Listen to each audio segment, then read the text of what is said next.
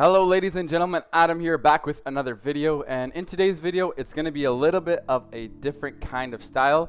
I'm going to be talking about why my name in the game is Jesus Can Save You. I've had a lot of people ask me this question, and I may as well just cover it all in one video, so anybody who's interested can watch this video and understand the depth and history of where I went from being born in a Muslim family to going to atheist to where I am now.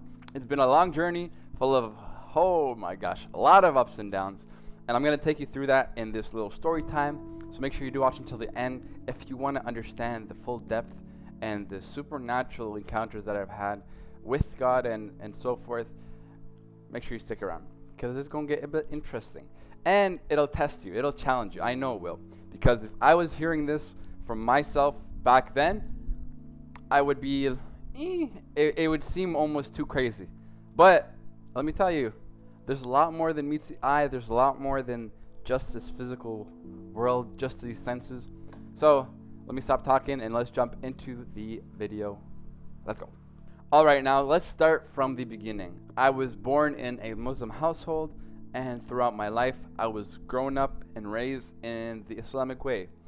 So this would mean in Arabic school I would go ahead and go to those every weekend. They would teach the Muslim faith and so forth. Let's go ahead and skip now to where things start to shift for me, which is in grade 9. I was just beginning high school, and I started to learn more about physics and understanding that there could be more than what I already know. Because in high school they teach the Big Bang Theory, they teach about the theory of evolution, so forth.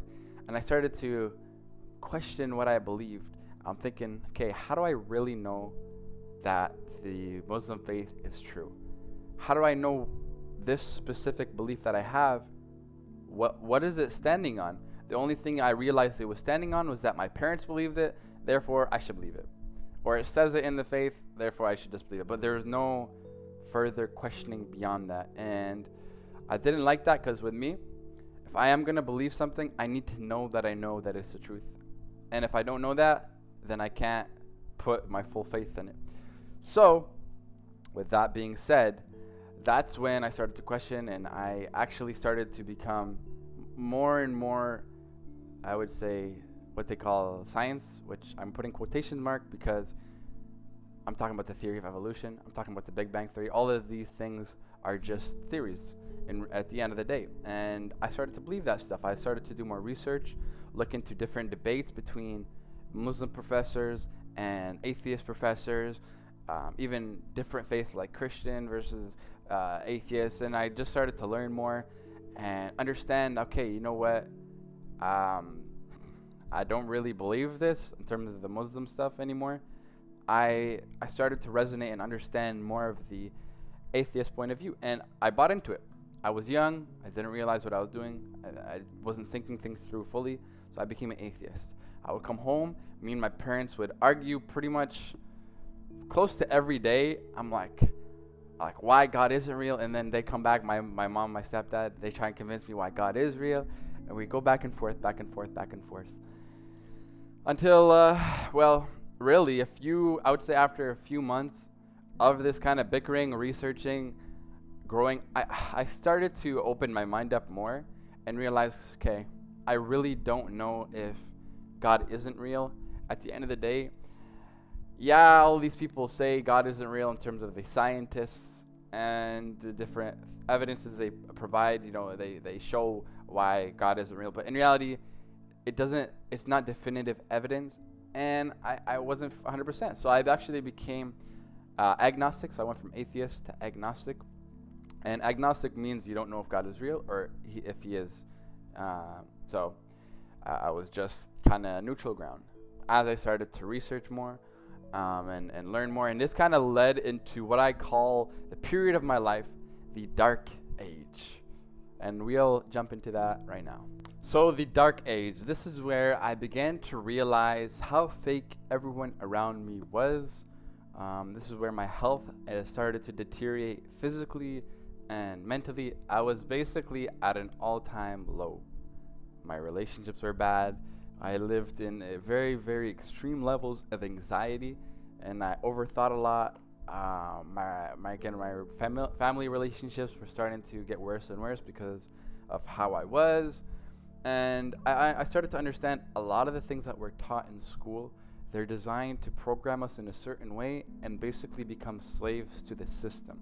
And I started to realize more and more on how much confusion intentionally is spread in the minds of the masses in terms of not just around, education with the finance side of things or the health side of things, but around God, around everything.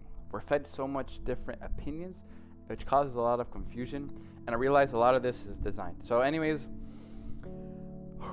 I started to really wake up, but also my life was going downhill. But all of this was I learned later on for the better. And I was looking into a lot of different faiths at the time of me becoming agnostic. From when I went atheist to agnostic, I started to look more into different faiths, whether it was Christianity, Buddhism, a little bit of Islam still, just to learn more.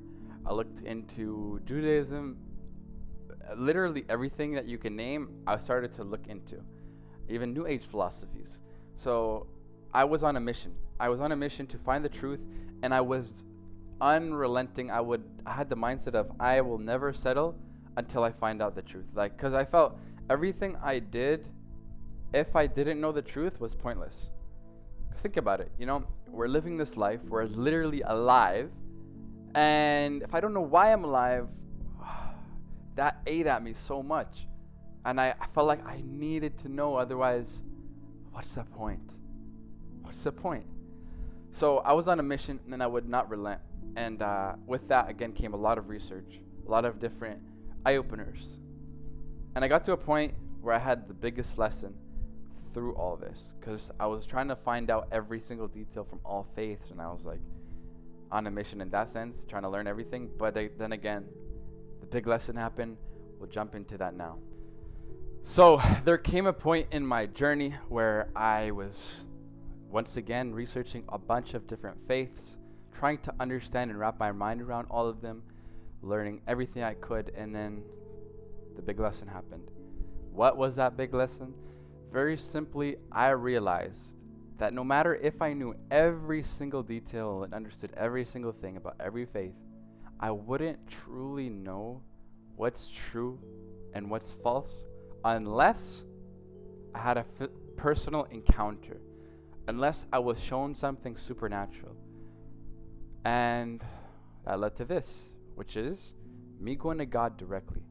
And what my approach was that I literally, one day, once I realized this, I'm like, okay, look, listen, like, God, if there's a God out there, if you can hear me, if there's multiple gods even, because I wasn't sure, right? I don't know if there was 1, 2, 500, 5 million, I don't know. I didn't know anything. I'm still learning.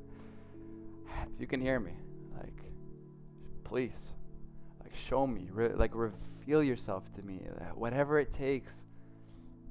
Don't let me down. Don't leave me wondering. Show me. Do whatever it takes. Like, my heart was so, like, I was so on fire to know the truth, and I was like, do whatever it takes. Like, give me an encounter. Show me. Like, make me know. Force me to know. Even if I'm like, let's say I'm so in the moment, and I get distracted in the busyness of life or whatever. Like, do something to make it super clear. Okay, so I started talking to God like this, prayed that kind of prayer. It feels like, looking back, for like a few months. So it was a long time. I just didn't pray that and then the next day, some magical experience happened. No, it took a lot of time. And as I was praying these kinds of prayers to God, I was still looking into stuff, still questioning. In school, instead of focusing on work, my mind is in a whole different space, focusing on the deeper questions. And like, I also wanted to be an entrepreneur at the time. I wanted to be a businessman because I really didn't like the school system. It's personally not for me, but I understand for some people it works great. For me, that's not how it was. I hated school, and I actually Got to a point where I just stopped paying attention. I was skipping class. I was doing some bad stuff as well on the side. Like, I was not the best, to be honest. Bad stuff we don't have to get into, at least not in this video, maybe a different one. But back to the point.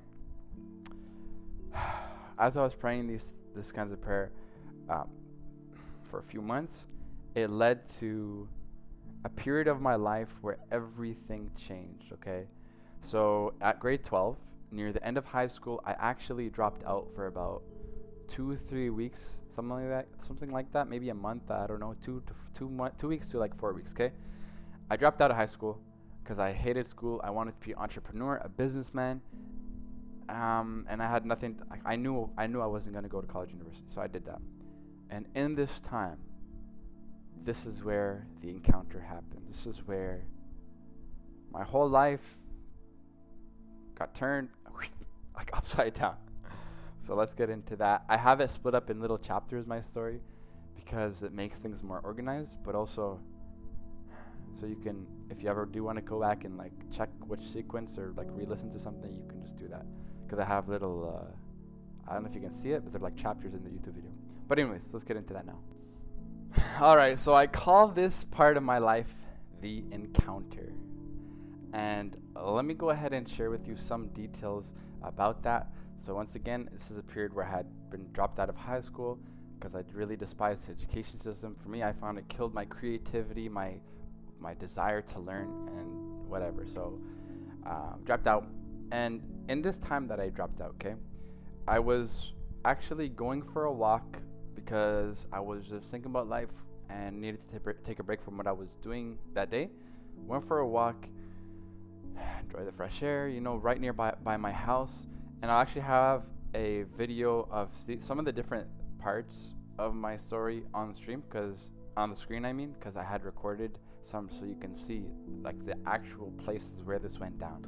Anyways, going for a walk nearby my house, and everything was fine until I started to randomly get some downloads about the world that we're living in. What I mean by downloads is rather insight and understanding, a deeper understanding of the world we're living in. And I realized this, okay? I realized that we, you and I, and the general mass population, we're born into slavery. A prison, not for our physical bodies, but for our minds. And there's people running this show who have specific agendas that keep people in a box. And I can go all into that. That's a much bigger topic for a different day. You need to either participate in the system, or what are you going to live in the Amazon forest or whatever next to the monkeys and the tigers or whatever they have there. My point is, there's a lot of stuff that we're born into that have been put there for a specific purpose to keep us like little rats in a little lab running the rat race. Started to realize this stuff, and I was freaking out, okay? So right next to me where I was walking, I saw a gas station, and I'm like, oh my goodness, I gotta tell somebody. That was the first thing that came to my mind. So I walked over to the gas station, and I thought, let me speak to the people working there. So I went in, spoke with them for like 10-15 minutes. They thought I was crazy, which is understandable. You know what I mean? Somebody comes into your shop and telling you, we're born into slavery, blah blah blah. You're gonna think, what's wrong with this guy? If you don't know any better, if you don't know what he's talking about, it's gonna sound ridiculous. And I understand that. But one thing happened when I went into the gas station. Okay, I had a thought come to my mind that when I leave this little gas station, done speaking with these people, when I leave, I'm going to see an emergency vehicle, which is such a strange thought if you actually think about it. When is the last time you went somewhere and you're like, okay, I'm gonna see this when you leave? Like, it doesn't happen, but it happened, and that thought didn't just come and go. It persisted in my mind. When you leave, you're gonna see an emergency vehicle. When you leave, you're gonna see an emergency vehicle. 10-15 minutes go. I finally finish speaking with him. I leave. And lo and behold, I saw a freaking ambulance filling up. But the guy that's had the ambulance was about to fill up gas. And when is the last time you see an ambulance or any emergency vehicle for that matter filling up gas at a gas station? It's very rare. It just doesn't happen very often. Since that point, I don't think I've seen another one be filling up their gas station. So it was crazy to me. I took it as a sign. I'm like, what the heck? First, I'm getting these insights and downloads about the world that we're living in. Secondly, this thought comes in, and then I actually see an ambulance, an emergency vehicle, as the thought said. So I took it as a sign. I'm like, okay, maybe I should go speak with this person. I was kind of freaking out. At this point, by the way, I was agnostic, just to be clear. I had looked into some New Age stuff and had gotten into some New Age philosophies. But at this point, I was agnostic. So I go, make my way, skedaddle over to the ambulance guy to speak with him. I got to him, okay? And this, oh my goodness, ladies and gentlemen, this is where everything changed. Literally everything. As I go to speak with him, the most overwhelming, potent, powerful experience I think I've ever had took place.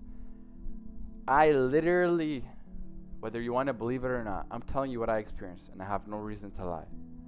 I heard the voice of God, and he said this. He said, three main points. There was a lot that was said and shown to me, but three main messages.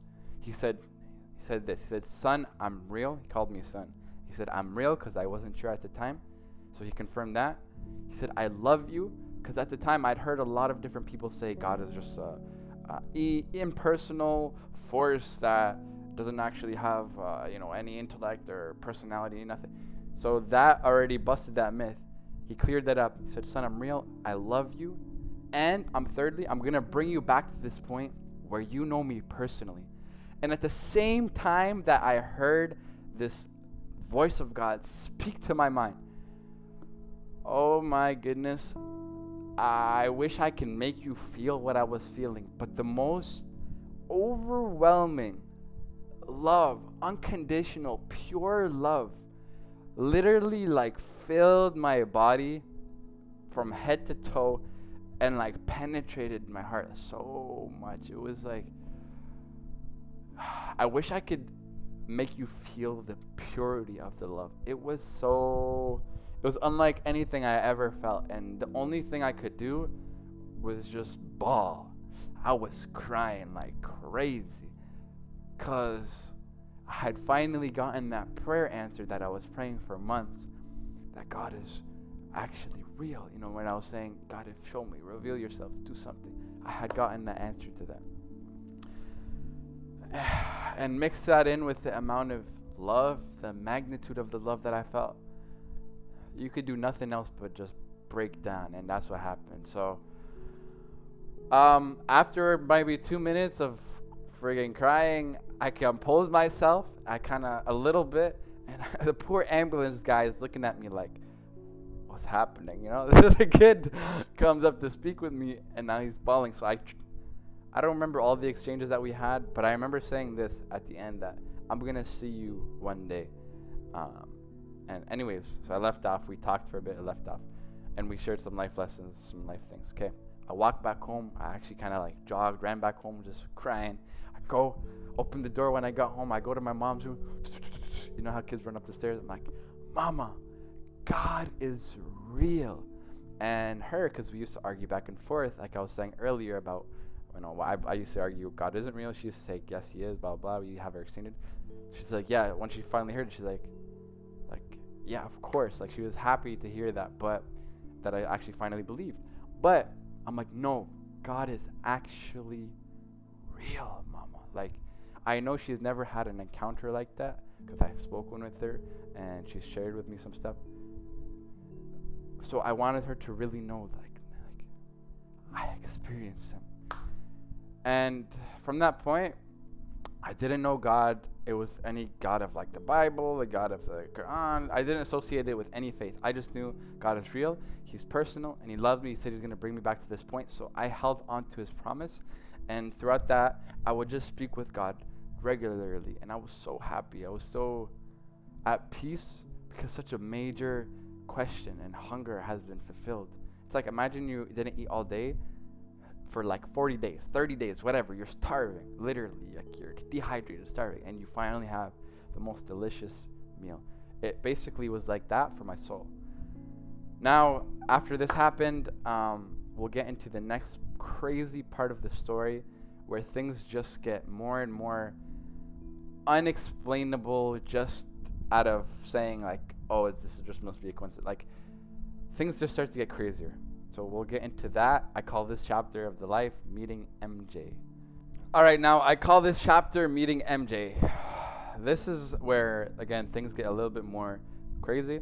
Now, again, like I said earlier, I was dropped out of high school at this time. So I needed to look for a job, get a job in order to fund my entrepreneurial plans that I had for myself. So that's what I was doing. I had an application I got for a grocery store, which I picked up like, I think, a few days prior. And I was going busing back to hand it in and fill it out and then hand it in. So I'm waiting for my bus. I actually missed the first one. And then a new one comes, whatever. I get on the bus and I go ahead and make my way to the coffee shop where I was filling out the application for the grocery store.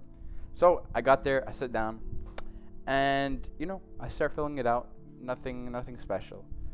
But to my front right, there was a guy in a suit in a meeting with two other people. And you see people in meetings at coffee shops, pretty often. It's not anything special, right? But the way this man was moving, the way he carried himself, his eye contact, the way he talked, something about him, I could just tell he was different, just very different. So I'm applying, and I'm like eyeing him kind of like this. In my head, I'm thinking, like, what's up with this guy? Like, why is he so intriguing to me? I'm feeling that, eyeing him, and I got to a point where I just kind of like stop applying, and I'm just like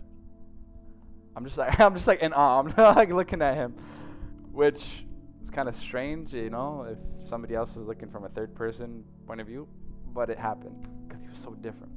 Maybe 10-15 minutes goes by, something like that. He gets up, the two people he was in the meeting with leave, and I'm like, okay, I gotta talk to this guy, Something about him screams different. So he gets up, I get up from my seat, I said, hey, are you an entrepreneur? Are you a businessman? And he says, yes, yes I am. He starts telling me more about his background. Told me he became a multimillionaire at 17 years old because he owned a company that ran over North America and was very, very successful in that aspect, plus other things he did. And I'm like, holy, what in the heck? And he tells me more about himself personally, with relations to health, God, mindset, all these different things. He starts asking me questions about myself as well. And I realized, I'm like, man, this is a guy I've been looking for. Because at this time, I had been watching some videos about getting a mentor. And this guy, the way he was describing himself, it was like my dream self that I pictured of in physical form, basically. And I'm like, I gotta ask him, so I did. I said, hey, can I work for you? Even if I have to work for free, even if I have to pay you, please, give me an opportunity. And he said, no, I'll pay you, just work on commission, and basically I'll give you this opportunity. And later on, as we talked a bit more, he's like, you came to the right place, not only for the business side of things, because he knows the path to success, but on the spiritual side with God as well. And I'm like, I know what he meant at that time, but I didn't understand the full extent of that. So I'm like, okay, this is crazy. I missed my bus. And if I had not missed my bus, I probably wouldn't have met this guy. He's successful, basically what I've dreamed of, not only in the departments of business, but with spiritually and otherwise in other areas. And he later told me, in the past 20 years, okay, he's only been to that Tim Hortons, it's a coffee shop in Canada, I think 2 or 3 times in 20 years. And I missed my bus going to that place, which if I caught, I probably would have missed him. So I was like, bro, this is not a coincidence. This is in the same period where I had that encounter with God, and then this happens. So everything was just clicking. And I'm like, in my mind, I'm like, no way this is a mistake. No way this is an accident. So after that day, I started to work with him. And it was very challenging at first because the job I had was actually door knocking, which really was challenging me mentally because, it's not very comfortable. You don't like getting rejected, but this is his way of building up my mindset, building strength and character, and being able to face rejection without a problem. It's basically setting the foundation for other future projects that we did. So I did that for a couple years, but when I first started working with him in the beginning, he started to share little nuggets and insights about the spiritual side that he was referring to earlier about God. And he actually started to share things about Christianity. And at the time, let me tell you, when he started to share things about Christianity, automatically all of my red flags, all of my mental alert went up in my head. I'm like, this guy is probably he's one of those guys who's deceived, thinks he's following the truth, but he's he's not. All these things came into my head because of what I heard and what I believed, all these things. Anyways, but I realized, man, there's no way it was an accident meeting him, especially after that encounter with God. And I also told God, listen, make sure, give me confirmation, make sure I'm not being led astray. Give me confirmations. And I would ask for specific things. And all throughout that little journey with him, every time I asked for a confirmation, I would say about 90% of the time, I had gotten a direct response to that confirmation I'd asked for. So I'm like, wow, okay, this, although it was challenging me a lot because of what I had believed, I kept an open mind because of the confirmation that all that had led up to it. And he shared more with me and more with me and more with me, and I would keep it open minded and learn. And as I would learn more, I started to understand, and things started to click about the Christianity. And he wasn't just one of those people who call themselves Christian, but there's nothing else to it. This man was different. He embodied everything about it. He told me he was born again with the Spirit of God, and that most Christians that claim to be Christian unfortunately aren't actually filled with the Spirit. And he would describe different spiritual senses. Just like we have a physical body, he would describe his spiritual body and different spiritual things that he could feel in great detail. And when he told me about this, I was like, what in the heck? I'd never heard anything like this before. And he told me, if you do become born again Christian and filled with the Spirit of God, you'll see, I'm not just talking. You'll be able to feel these things too. And so I kept that in my mind. I kept an open and broad understanding. Broad, what's it called? A mind, so I'm not closed off and whatever. And people that I'd spoken to about this, they were advising me to stop talking to this guy. This man must be crazy. Follow your own path. All of these things. But I knew what happened and the story behind everything. So I'm like, nah, I can't just ignore this. I can't just leave this. No.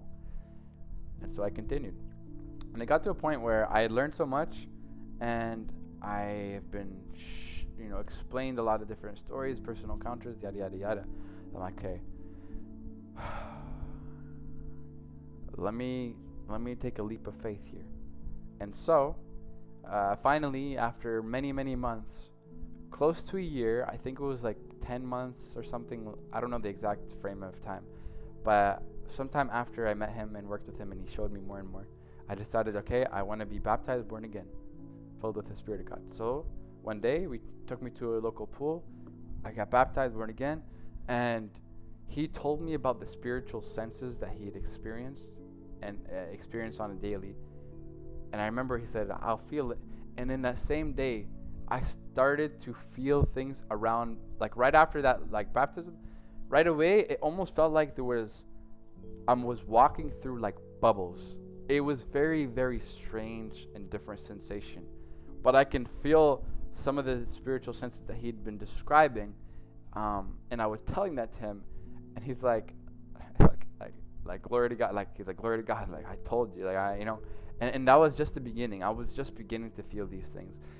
As time passed on, those spiritual senses grew more and more and more, and depending on who I was talking to, even nowadays, I can pick up on what's around them spiritually, and sometimes it's very painful and it's like uncomfortable, and I would be able to get words of knowledge and insight as to maybe a certain pain in their body. Like I could just meet someone and automatically know that they had back pain or something happened with their leg without them saying anything, without there being any obvious physical signs, because there's something called words of knowledge, and I was starting to learn more and understand more. And basically, I don't want to ramble too much because this is already a long video, but a few things changed for me after that, getting baptized, born again. That emptiness, that void that I was feeling, gone. I've never been empty or void since. Number two, the extreme anxiety levels that I had and had been trying to get rid of for over a year or 2 years, within 1 month, gone. I've not been anxious since. I don't get anxious. I just don't. Gone. My family relationships, the third thing happened, my family relationships that were like so torn apart and bad, they started to recover step by step by step. I started to become taking responsibility for myself, when before I really wanted to, but I couldn't find the strength within myself to do that. So I would take it upon myself and start to do the right actions, get uncomfortable, and start to repair my relationships with the help of God and the Spirit of God. And another thing happened. My health physically. I had the most extreme levels of eczema all over my face, my legs, my arms. Oh man, it was bad. And I would do so much to get rid of it, and nothing was working. I even went to, I think they're called a dermatologist, I'm pretty sure, that like a skin doctor who prescribed me stuff. Nothing worked. Within a month, my eczema almost completely cleared up. Like everything was just confirmation after confirmation after confirmation after confirmation. My mindset, I started to, instead of be operating out of fear or hatred or jealousy or anger, whatever it is, envy, my heart, there's a verse in the scripture in the Bible that I later read, and God talks about, I will take out your heart of stone and give you a heart of flesh. And basically I started to understand what that meant more. Like my evil heart that I had before, it's almost like instead of naturally doing that evil nature that I had before and the evil actions that I did before, I was operating out of love, and I was starting to become more patient, more joyful, more understanding, more responsible, more caring. Like I was more selfless. Like things started to change like this. It is crazy. And so much happened. And then from this point, I had more supernatural encounters, which we'll get to in the next part of the story. It's a long video, oh my gosh. But I think it's worth it if you stick until the end, because things get more and more crazy. All right, now this is what I call the new spiritual life. After this whole thing happened that I just described, I began to really understand the real meaning of Christianity, which is what I am, if anybody was confused, and not the typical Christianity that most people claim themselves to be. There's a scripture in the Bible that says, broad is the way, I'm paraphrasing here, broad is the way and wide is the gate that leads to destruction, and many enter through it. But small is the gate and narrow is the way that leads to life, and only a few find it. With that being said, a lot of people who claim to be Christian aren't actually real Christians, and I started to realize this more and more. So I don't want you to get confused with what you typically understand a Christian person to be. There's a lot more to it that most people unfortunately misrepresent. Now, some supernatural things that have happened since, there's a couple of things, and I won't go too much longer because this video is already really long, but this is good to share because then you'll understand there's more to it than just these things that happened. It gets crazier, okay? So first off, in the Bible, it talks about Jesus healing people, on the streets that are sick and lame and whatever, and it basically also says that we've been empowered to do the same. So on this door knocking job are people that I've encountered that I knew had a physical ailment, because I used to also run. I would offer to pray for them, and I would say majority of them, it didn't happen all the time, but majority of them that I did pray over and speak life into their body wherever they were sick would either feel better right away, or I've had multiple times where the person got completely recovered. So the scripture there that talks about the healing, automatically I realize it's more than just words on a page. There's power behind this. Secondly, I would pick up, like I mentioned before, on people's spiritual, I would say, atmosphere, or if there's demonic presences or spirits attacking them in their lives in a specific area, I'll be able to pick up on that and literally feel them on my spiritual body. And it's not comfortable. It's sometimes actually quite painful. So this was another thing that was like undeniable, okay? There was one time me and MJ were on the phone talking about business stuff, and I don't remember exactly how we got to this, but all of a sudden, I was in the basement. I used to live with my mom at this point. All of a sudden, he starts saying, "More God." Just started saying that out of nowhere. As soon as he said it the first time, I felt like almost electricity in my body. It was very strange. And he said, "More God." And he said it again, and the electricity feeling intensified. And he said, "More God, more God." He kept saying it like 7-8 times. And every time he said it, the intensity of the electricity in my body got greater and greater and greater, to a point where it got so like powerful. I was on a chair kind of like this in my basement. It had like wheels and stuff on it. And it was like a movie. It got so intense, I fell out of my chair. Like, I fell out of my chair, and I was like breathing deeply for like a minute because of how intense it was. But it wasn't painful. It was just electrical. It was crazy. I don't know how to describe it. And I was like, what the heck? What the heck? Michael, MJ, what was that? Like, and he was explaining to me, you just felt the power and the Spirit of God, my friend. And there's been other times where I would feel the Spirit of God hovering over my arms and body, and it almost feels like, how do I describe it? There's like a cooling gel. I don't know if you ever tried, like, if any of you have ever applied like a cooling gel. It almost feels like that, but over the skin. And it was very, very interesting. There's been multiple other things that have happened, but this stuff is real, okay? And I know just hearing it from somebody like me, it may open your mind to things and it may challenge you. But if you really want to know, because I don't want you to just take my word for things. If you really want to know, go to God directly. Ask Him personally with a completely open mind and a completely sincere heart, willing to do whatever necessary to get the answer. Go to Him and ask Him to reveal Himself to you in whatever way you know best. He can see everything about you. He knows everything about you. So don't feel like you need to hide stuff. He's willing to forgive every wrong that you've committed. Because on the cross, where Jesus did get crucified, He took upon the sins of each person, past, present, and future, and said, "Father, forgive them, for they know not what they do." And He bare your sins, bare your disobedience on that cross, so that you can be basically made right with God. Because God is a God of complete and utter love, but He's also a God of justice. And to reconcile those two natures of God, He sent Jesus, which is God in the flesh, on the cross to bear you and I's wrongdoings and sins. Because in the scriptures it talks about a sin being punishable by death, not just physically, but spiritually. And what that means is being separated from God eternally, which is what people call hell.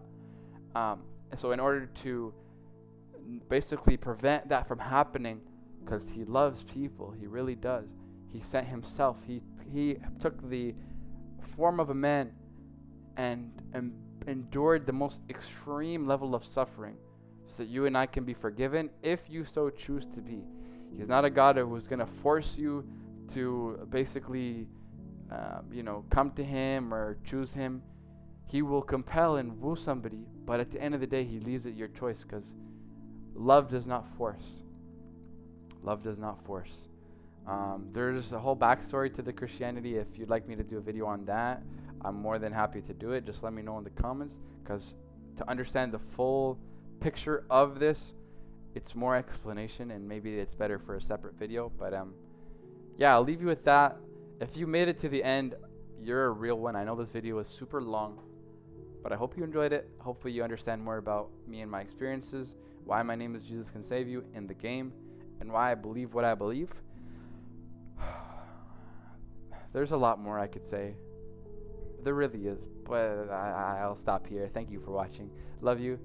Comment what you think, okay? Let me know. Have an amazing day. Okay, bye.